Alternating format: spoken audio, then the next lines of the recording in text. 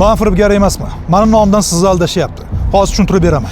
Bu sxema shunday ishlaydi. Avval telefon ekraningizda target reklama chiqadi. Bu yerda meni original videolarimdagi matnni, ovozimni o'zgartirib, 500 ming so'm yuborsangiz pullaringizni trading orqali ko'paytirib beraman deb meni nomimdan sizga va'da qilishadi. Siz bu yolg'onlarga ishonasiz va sizni Telegram kanaliga o'tkazishadi. Bu yerda siz bilan yozishib, yanada ishontirishadi. Shubhalansangiz, sun'iy intellektda tayyorlangan go'yoki pasportim videosi, ovozli xabar, dumaloq video jo'natishadi. Mana bu kabi. Umid qilamanki, sizning ishlaringiz yaxshi. Agar kimnidir aldamoqchi bo'lganimda, hatto pul yuborib yutgan odamlarning videosini ham. Xayrli kun Adiz. 9 million so'mdan ortiq foyda oldim. 23 million so'm atrofida ishlab, ota-onamga yordam berdim. Siz yana ishonasiz.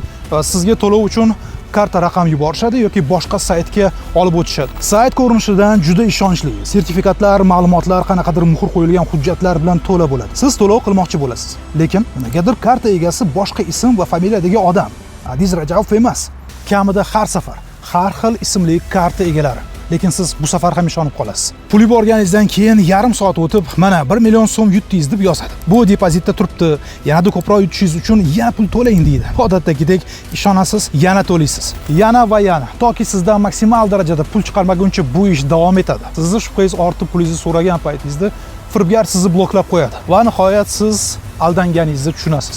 Bo'lib ham Adiz Rajabov aldadi deb o'ylaysiz va men nomimga 7 qavat qilib qarg'ish va so'qishlarni yuborasiz. Endi keling, birgalikda o'ylab ko'ramiz. Agar bu rostdan ham men bo'lsam, nega pul boshqa odam nomiga ketadi? Har safar karta egasi boshqa. Nega yutdingiz deb yana pul so'raydi? Bunaqa holatda 500 mingdan 14 million qilish, bu o'zi real holatmi? Bir o'ylab ko'ring. Va meni o'zi qachon trading bilan shug'ullanganimni ko'rgansiz yoki eshitgansiz? Agar shu gaplar rost bo'lsa, nega bu ma'lumotlar meni original sahifamda yo'q? Chunki bu hammasi men nomimni ishlatib qilinayotgan qip-qizil firibgarlik. Men trader emasman. Men aktyorman. Mana 25 yildirki aktyorman.